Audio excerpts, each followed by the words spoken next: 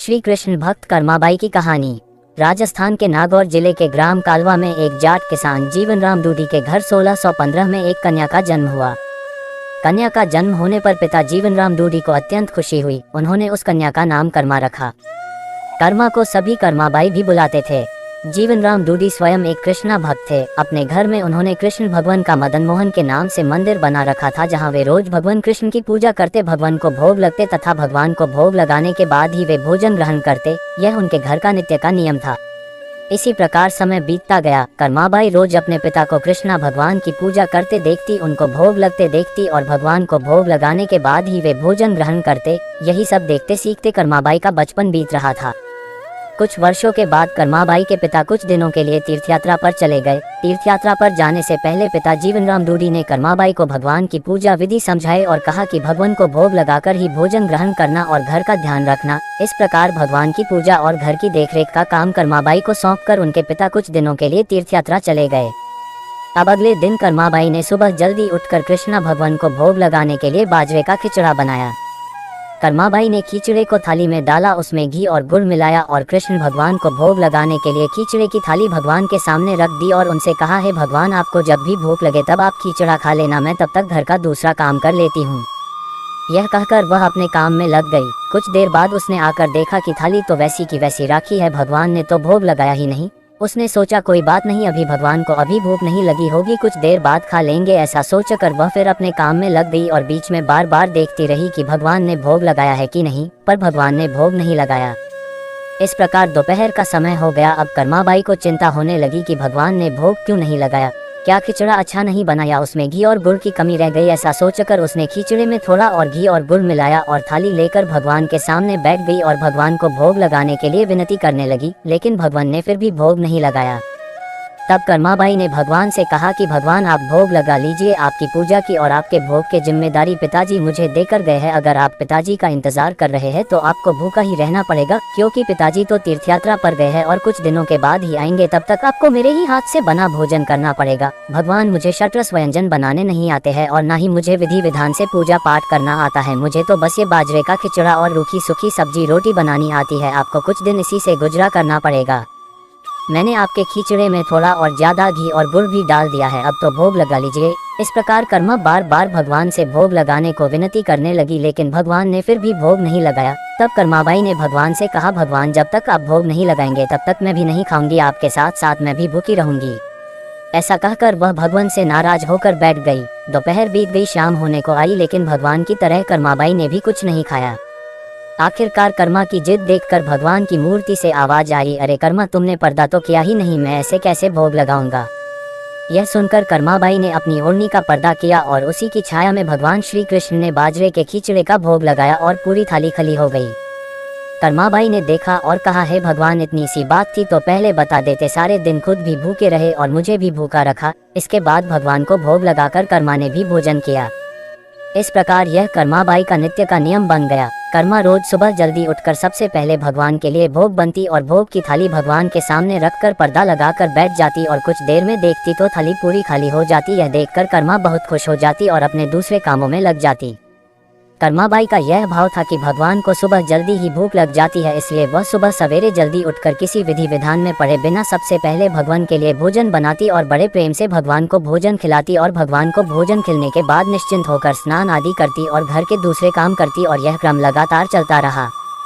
कुछ दिनों के बाद कर्माबाई के पिता तीर्थयात्रा करके घर लौट आए। पिता के आने पर कर्मा ने उन्हें बताया कि पहले दिन जब उसने भगवान कृष्ण को भोग लगाया तो कैसे भगवान ने सारे दिन नखरे किए और शाम को जाकर खिचड़ा खाया, और अब तो भगवान कृष्ण सुबह जल्दी भोग लगते ही पूरी थाली साफ कर देते हैं।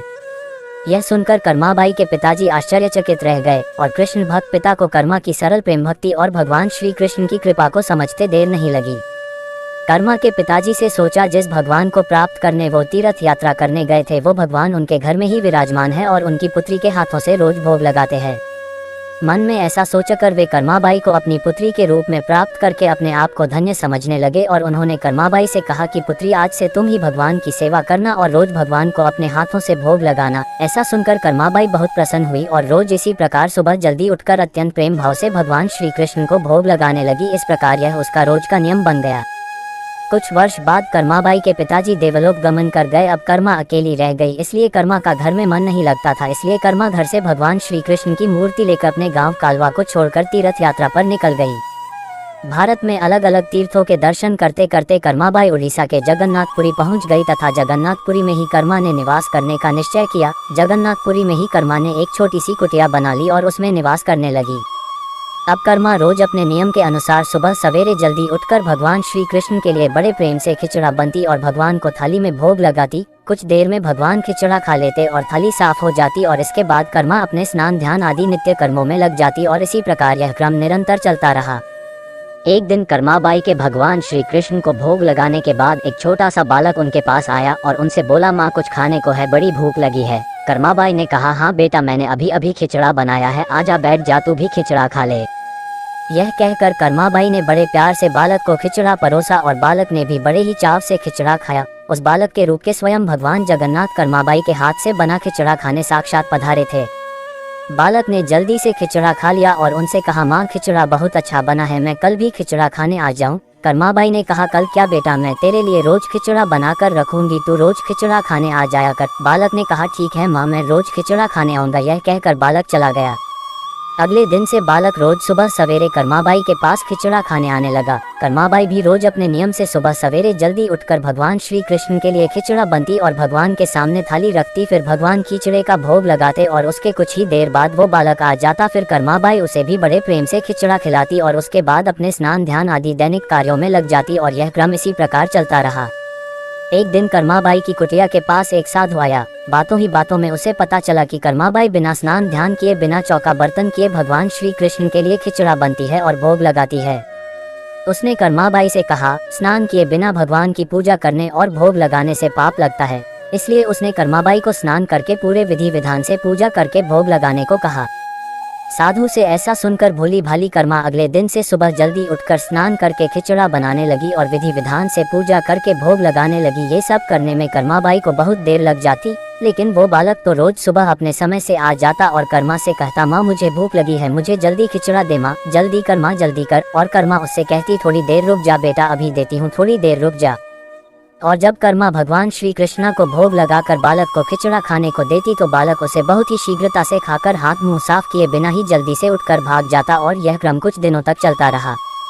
और इन्हीं दिनों में भगवान श्री जगन्नाथ जी के मंदिर में सुबह के समय भगवान की मूर्ति के मुख पर खिचड़ा लगा हुआ रहता। यह देखकर भगवान जगन्नाथ की सेवा में रहने वाले पुजारी, जो स्वयं बहुत बड़े कृष्ण भक्त थे, वो सोचते, आजकल ये भगवान श्री जगन्नाथ जी के मुख पर खिचड़ा कैसे लग जाता है, हम तो खिचड़े का भोग नहीं लगते, तो फिर यह खिचड़ा कहाँ से आता है।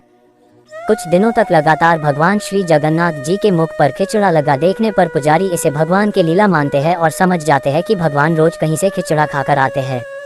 भगवान की लीला को जानकर वो मन ही मन भगवान श्री जगन्नाथ जी से पूछते हैं कि कहाँ से खिचड़ा खाकर आते हो भगवान, हमें भी तो बताओ। उसी रात भगवान श्री जगन्नाथ जी पुजारी के सपने में आते हैं और उनसे कहते हैं कि मेरी एक भक्त है कर्माबाई, जो जगन्नाथपुरी में ही रहती है, वो रोज सुबह सवेरे मेरे लिए बाजरे का खिचड़ा बनती है और बड़े प्रेम से मुझे भोग लगाती है और मैं भी रोज सुबह जल्दी कर्माबाई के पास खिचड़ा खाने जाता हूँ। मुझे उसके हाथ का बना खिचड़ा बहुत पसंद है। परंतु कुछ दिन पहले कर्मा के पास एक साधु आया और उसे स्नान ध्यान करके विधि विधान से पूजा करके भोग लगाने को कह गया, इसलिए आजकल वो विधि विधान से पूजा करके भोग लगाती है और उसके बाद मुझे खिचड़ा खिलाती है। ये सब काम करने में उसे बहुत देर लग जाती है और मुझे खिचड़े का इंतजार करना पड़ता है और भूख का कष्ट भी सहन करना पड़ता है, और जब तक मैं खिचड़ा खाता हूँ तब तक यहाँ मंदिर में भक्तगण आने लगते हैं, इसलिए आजकल मुझे खिचड़ा खाकर मुँह हाथ धोए बिना ही जूठे मुँह भाग कर आना पड़ता है। भगवान श्री जगन्नाथ जी से यह जानकर पुजारी ने अगले दिन उस साधु की खोज कराई और उस साधु को बुलाकर उसे सारी बात बताई। पुजारी से यह सब जानकर वह साधु घबराया हुआ कर्माबाई के पास पहुंचा और उनसे कहा कि आप पहले की तरह ही सुबह जल्दी ही भगवान को खिचड़े का भोग लगाया करें, आपके लिए किसी नियम या विधि विधान से पूजा करने की आवश्यकता नहीं है। साधु से यह सुनकर कर्माबाई अगले दिन से पहले की ही तरह भगवान को खिचड़े का भोग लगाती रही और उस बालक को भी बड़े प्रेम से खिचड़ा खिलाती रही। यह क्रम कई वर्षों तक चलता रहा और एक दिन कर्माबाई इस संसार चक्र को छोड़कर प्रभु के धाम चली गई। उस दिन जगन्नाथपुरी के मंदिर में भगवान श्री जगन्नाथ जी के श्री विग्रह के नैनों से अश्रु निकल रहे थे। यह देखकर मंदिर के सभी पुजारी और जगन्नाथपुरी के राजा भी मंदिर में उपस्थित हो गए और प्रभु से विनती करने लगे कि हे प्रभु, क्या हमसे कोई भूल या अपराध हुआ है जिसके कारण जगत के पालनहार की आंखों से आंसू निकल रहे हैं। उसी दिन रात में पुजारी और जगन्नाथपुरी के राजा के स्वप्न में भगवान श्री जगन्नाथ जी ने कहा कि आज माँ कर्माबाई इस लोक से विदा हो गई और मुझ में विलीन हो गई, परंतु अब मुझे रोज सुबह सवेरे बाजरे का खिचड़ा कौन खिलाएगा। अगले दिन जगन्नाथपुरी के राजा ने मंदिर के सभी पुजारियों और संतों से राय ली और यह आदेश जारी किया कि आज से भगवान श्री जगन्नाथ जी को सुबह सवेरे सबसे पहले माँ कर्माबाई के नाम से खिचड़े का भोग लगाया जाएगा, जिससे भगवान को माँ कर्माबाई की कमी कभी महसूस न हो। इसलिए आज भी भगवान श्री जगन्नाथ जी के मंदिर में श्री जगन्नाथ जी के विग्रह को 56 भोग से पहले बाल रूप में खिचड़े का भोग लगाया जाता है और इसे बाल भोग कहा जाता है। सैकड़ों साल बाद भी यह प्रथा आज भी वैसी की वैसी चली आ रही है। जानकारी अच्छी लगी हो तो चैनल को लाइक, कमेंट और सब्सक्राइब कर